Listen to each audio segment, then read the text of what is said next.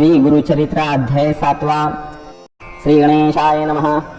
नामधारकपणे सिद्धासी गोकर्णीचा महिमा आम्हासी विस्तार करावा कृपेसी पूर्वी कवणावर जाहला समस्त तीर्थे सोडूनी श्रीपाद गेले किंकारणी पूर्वी आराधना केली कवणी पुराण कथा सांग मज सिद्ध म्हणे नामधारकासी गोकर्ण महिमा मज पुससे सांगेन तुझ विस्तारेसी एक चित्ते ऐकावे पूर्व युगांतरी इक्ष्वाकुवंशी मित्रसह राजा प्रियेसी प्रतापवंत क्षत्रिय वंशी सर्व धर्मरत देखा असता राजा एके दिवशी विनोदे निघाला पारधीसी प्रवेश झाला अरण्यासे वास सिंह शार्दुलाचा निर्मनुष्य अरण्यात राजा पारधी खेळत भेटला तेथे दैत्य अद्भुत ज्वाळाकार भयानक राजा देखोनी तयासी शरगाळ वर्षी कोपेसी मूर्छना येऊनी धरणीसी पडलेला दैत्य तयवेळी दैत्यवधिता तयवेळी होता त्याचा बंधू जवळी आक्रदंत से प्रबळी बंधू शोके करुणिया प्राण तजिता निशाचरू बंधू सिंहतसे येरू तू जरी होसील सहोदरू सूड माझा धावा चरित ऐसे बोलूनी बंधूसी दैत्य पावरा पंचत्वासी अनेक माया तयापाशी नर रूप धरिले तयावेळी रूप धरुणी मानवाचे सौम्यवाणी बोले वाचे सेवकत्व धरिले राजयाचे अति नम्रत्वे बोलोनिया समस्त मृग मारोनी दृष्ट जीव छेदोनी राजा आला परतोनी आपुले नगरा प्रियेसा ऐसे क्रमिता एके दिवशी पितृश्राद्ध आले प्रियेसी आमंत्रण सांगे ऋषीसी वसिष्ठादे मुनिवरा ते दिनी नियमे स्वयंपाक करवी राजा सविवेक कपटी होता जो सेवक तया स्थानी ठेविला राजा म्हणे त्यासी पाकस्थानी तू वससी जे जे मागतील भाणवसी सर्व आणुनी त्वा द्यावे अंगीकारोनी तो सेवक नरमास आणोनी देख कापट्य भावे करवी पाक केली शाक तया वेळी थाय घालिता ऋषेश्वरांचे पहिलेच वाढिले नरमासासे पाहताची कोपला वसिष्ठ ऋषी दिधला शाप तये वेळी वसिष्ठ म्हणे रायास नरमास वाढिले आम्हास त्वरित होगा ब्रह्मराक्षस म्हणून कोपे तया वेळी शाप देताची तया वेळी राजा कोपला अति प्रबळी अपराध नसता आम्हा जवळी वाया शापिले टीका नेणे मास पाक कवणे केला माझा निरूपण नाही झाला व्रथा आमुते शाप दिदला आपण शापी न म्हणतसे उदक घेऊनी अन्योळी शापावया सिद्ध झाला ते काळी तव राजस्त्री येऊनी जवळी वर्जिती जाहली पतीसी म्हणे ते नारी गुरुसी शापिता दोष भारी वंदुनी त्याचे चरण धरी तेणे तरशील भवसागर मदयंती सतीचे वचन मानिता झाला राजा आपण अंजुळी उदक होते जाण पडले आपल्या चरणावरी शाप देता कल्मश पाणी पडले राजयाचे चरणी कल्मशपाद नाम भूनी ब्रह्मराक्षस झाला तो राव पतिव्रता राजमहिषी लागली वसिष्ठ चरणासी उद्धरी स्वामी बाळकासी एवढा कोप काय कीजे करुणावचन ऐकोनी शांत झाला वसिष्ठ मुनी वर्षी 12 क्रमोनी पुनरपी राजा होईल उशाप देऊनी वसिष्ठ ऋषी गेला आपले ठायासी ब्रह्मराक्षस राजा प्रियेसी होऊनी गेला वनंतरा निर्मनुष्य अरण्यात राक्षस राहिला प्रख्यात भक्षण करी अनेक जंतू पशु पक्षी मनुष्यादेखी करुणा ऐसे क्रमिता दैवनी मार्गस्थ दंपत्ते दोनी ब्राह्मण जाती मार्ग क्रमुनी देखिला राक्षस भयासुर येऊनी धरिले ब्राह्मणासी व्याघ्र जैसा पशुसी घेऊन गेला भिक्षावयासी विप्र स्त्री जाय समागमे अतिशोक करीतसे ते ब्राह्मणी जाऊनी लागे राक्षसाचरणी राखे मजला अहेवपणी प्राणेश्वरासी सोडिपा न भक्षी माझा पती माझी तयावरी प्रीती माते भक्षी गा सुखवृत्ती वल्लभा ते सोडिपा पती विणे राहती नारी जन्म रथा दगडा परी पहिले माते स्वीकारी प्राण राखे पतीचा ऐसे नाना परी देखा विप्र स्त्री करी महादुःखा बोलन मानिता राक्षसे ऐका त्या ब्राह्मणा ते भक्षिले पतीसी भक्षिले देखोनी शाप दिला ते ब्राह्मणी म्हणे राक्षस ऐककानी शाप माझा निर्धारे तू राजा सूर्यवंशी शापास्तव राक्षस झालासी पुढे मागुती राजा होसी 12 वर्षे क्रमोनिया परी रमता तुला स्त्रिये सवे प्राण जाईल स्वभावे आम्हा अनाथा भक्षिसी दुष्ट भावे दुरात्मया तू राक्षसा शाप देऊनी तैवेळी पतीच्या स्थी मिळवूनी सकळी काष्टे घालूनी या प्रबळी अग्नी प्रवेश केला तिने ऐसे असता राजा देखा कर्मिनी तेथे 12 वर्षा पुनरपी राजा होऊनी ऐका आला आपले नगरासी विप्र स्त्रियेचे शापवचन स्त्रियेसी सांगे ते खूण रती संगती करिता क्षण मृत्यू असे आपणासी ऐकोनी पतीचे वचन मदयंती दुःख करी आपण मन करुणी निर्वाण त्यजू प्राण म्हणतसे मदयंती म्हणे रायासी संतान नाही तुम्हासी आता कष्टला 12 वर्षी प्रारब्ध आपले न चुकेची ऐकोनी सतीचे वचन शोक दाटला अति गहन अश्रू निघती लोचनी केवी करू म्हणतसे मंत्री वृद्ध पुरोहितांसी बोलाविता झाला प्रियेसी ब्रह्महत्या घडली आपणासी विमोचन होय कवणे परी मंत्री वृद्ध पुरोहित रायासी म्हणे ऐक मात तीर्थे आचरावी समस्त तेने पुनीत होशील ऐसा करुणी विचारू राजा निघे तीर्थाचरू सकळ तीर्थ तरी करू विधीपूर्वक करीतसे ऐसे नाना तीर्थे करीत ब्रह्म हत्या सवे येत असे अघोर रूपे असे दिसत न वचे कवणे परी देखा कष्टोनी राजा बहुता परी निर्वाण होऊनी मना भीतरी हिंदत पातला मिथिलापुरी चिंताक्रांत होऊनिया नगरा बाह्य प्रदेशी श्रमोनी राजा प्रियसी चिंतितसे मानसी वृक्ष छाये बैसोनिया तव ऋषेश्वरा समवेत जैसा सूर्य प्रकाशित गौतम ऋषेश्वर ख्यात अवचित तेथे पातला देखोनी राजा गौतमासे चरण लोळे संतोषी नमन करी अति हर्षी भक्ती भावे करोनिया आश्वासुनी तये वेळी गौतम पुसे करुणा बहाई क्षेम समाधान सकळी पुसता झाला वृत्तांत ऐकोनी ऋषेश्वराचे वचन राजा सांगे विस्तारोन शाप जाहला ब्राह्मण वचन ब्रह्महत्या घडली मज शमन न होय माझा दोष सभेची येतसे अघोर वेश व्रते आचरलो कोटीश न वचे दोष परियेसा ऐकोनी रायाचे वचन करुणा सागर गौतम आपण भय सांडिगा निर्वाण वचन तारील शंकर मृत्युंजय तुझे पाप निवारणासी सांगेन तीर्थ विशेषी महापातक संहारासी गोकर्ण स्थान असे भक्तीपूर्वक तया स्थानी जपव्रत करीती जाण फल होय लक्ष गुण ऐसे पुण्यक्षेत्र असे जाणा तो साक्षात ईश्वर गोकर्ण क्षेत्र कैलासपूर प्रतिष्ठा करी विघ्नेश्वर विष्णू निरोपे विनयार्थ जे जे इच्छिते मन कामना पावे त्वरित निर्धारित जाणा समान नाही क्षेत्र गोकर्ण या ब्रह्मांड गोलोकात गोकर्ण क्षेत्र असे गहन लिंग तीर्थे असंख्यात जाण पदोपदी असती निर्गुण ऐसे क्षेत्र अनुपम्य कृतयुगी महाबळेश्वर श्वेत त्रेतायुगी दिसे लोहित व्यापारी रूप तीत कलियुगी कृष्णवर्ण जाणा सप्त पाताळ खोलावून उभे असे लिंग आपण कलियुगी मृदू होऊन दिसे सूक्ष्म रूपाने पश्चिम समुद्र तिरेसी गोकर्ण तीर्थ उत्तमेसी ब्रह्महत्यादी पापनाशी काय आश्चर्य परियेसा ब्रह्महत्यादी पंच महापापे परद्वारादी षटपापे दुःशील द्वाचारी पापे जाती गोकर्ण महाबळेश्वर दर्शने तया स्थानी पुण्य दिवशी जे अर्चिते भक्तीसी तोची जाणा रुद्रवंशी रायासी म्हणे गौतम आदित्य सोम बुधवारी अमावस्यादी पर्वां भीतरी स्नान करुणी समुद्री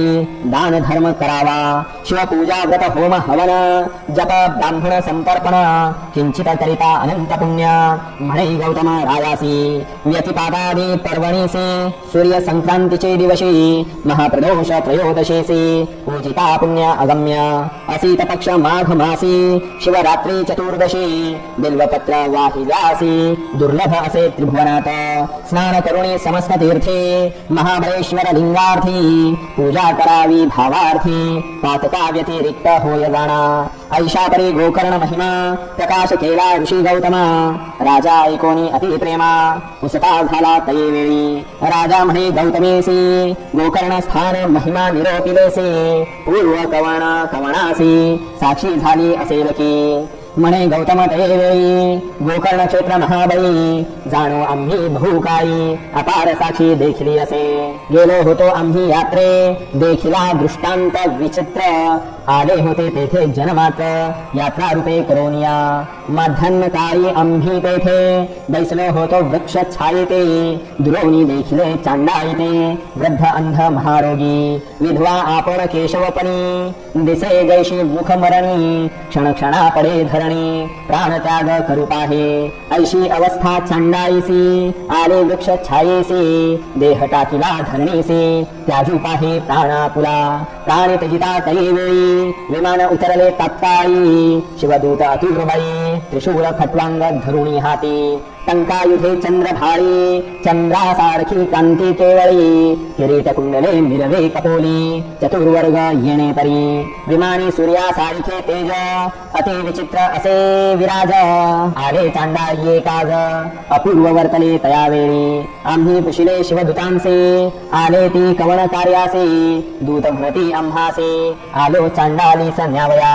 ऐशी चांडाळी पापिणीसी कैसी योग्य विमानेसी नेऊनिया श्वानासी सिंहासनी काय योग्य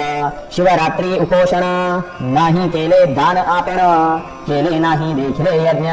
येसी कैसे न्याल तुम्ही अर्जन जन्मांतरीचे म्हणा कुष्ठ सर्वांग हेची खुणा कृमी निघते मुखातून पूर्वार्जित केवी होईल गौतम म्हणे रायासी